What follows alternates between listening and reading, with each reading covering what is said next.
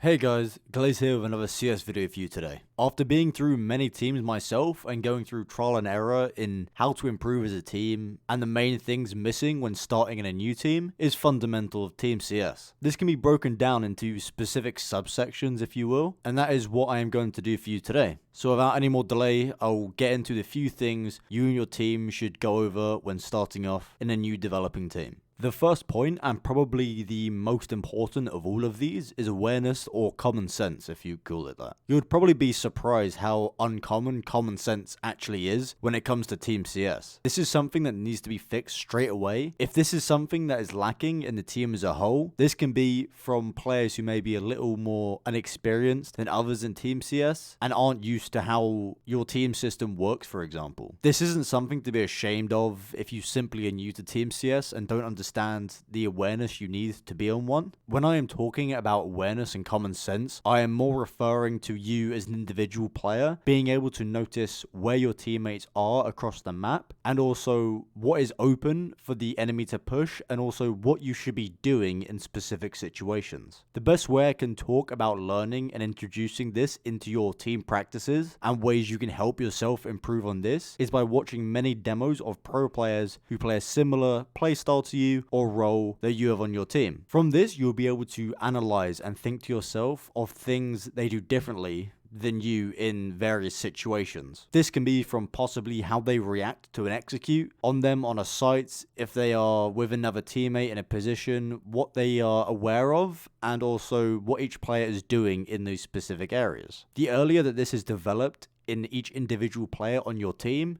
the more efficient and effective the team progress will be for you all. Moving on to understanding rotations. Now this will come with time mostly in gaining the experience you need in CS as a whole and understanding how teams and players react to specific things happening around the map. The reason that this is a fundamental part of Team CS is that each player understands rotations, is that they can think for themselves essentially. If they should be somewhere at a specific time based on information that the team has as a whole, if each player is able to think for themselves in the sense of being able to move and rotate in the correct way and also at the correct time, this will take a lot of pressure off the IGL and off the coach if your team has one. The best way to develop these skills is watching back your own demos and also pro demos who play similar roles and positions to you. This way you can understand how they react in different situations that you do not do. This will allow for you to develop your skills of game sense and knowing when and where you should be going without being told from your IGL or coach. Now starting to talk about communication,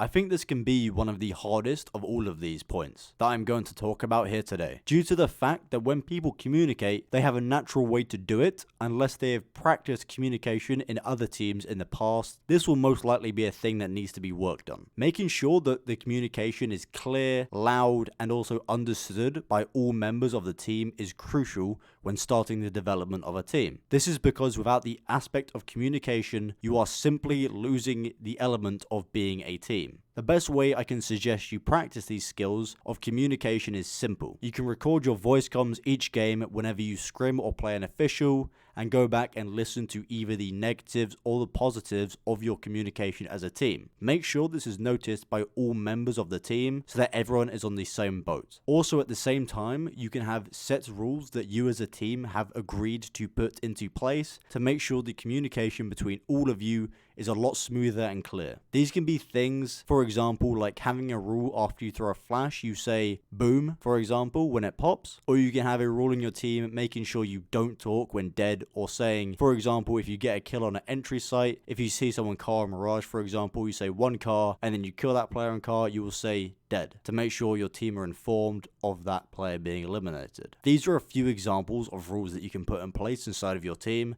to have a structure not only in the way you play Team CS, but also in the way you communicate between one another.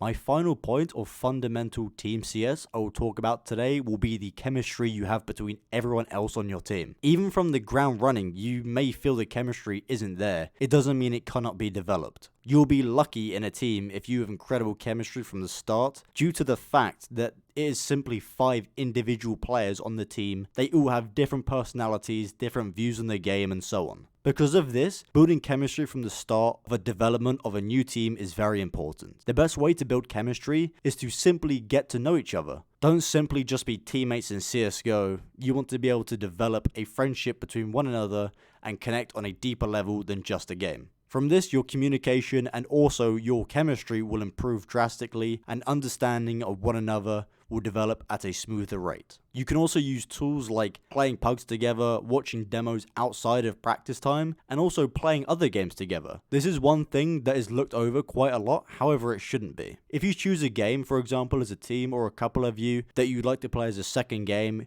you can play this game together outside of practice time, having fun, and making the development of the chemistry is key to build more and more. After you've got down all these fundamentals of Team CS, you can then start to develop in new areas of the game together. These can be things like creating new strategies, having discussions on positions or what each player wants to happen in the team, or ways they believe things should be played out, because everyone has a different view of how CS should work. However, all of this needs to come after you and your teammates have developed the fundamentals of Team CS. Without the fundamentals, it will be like trying to build a house without a foundation. It just simply will not work in the long run. Thank you guys so much for watching, and I'll speak to you very, very soon.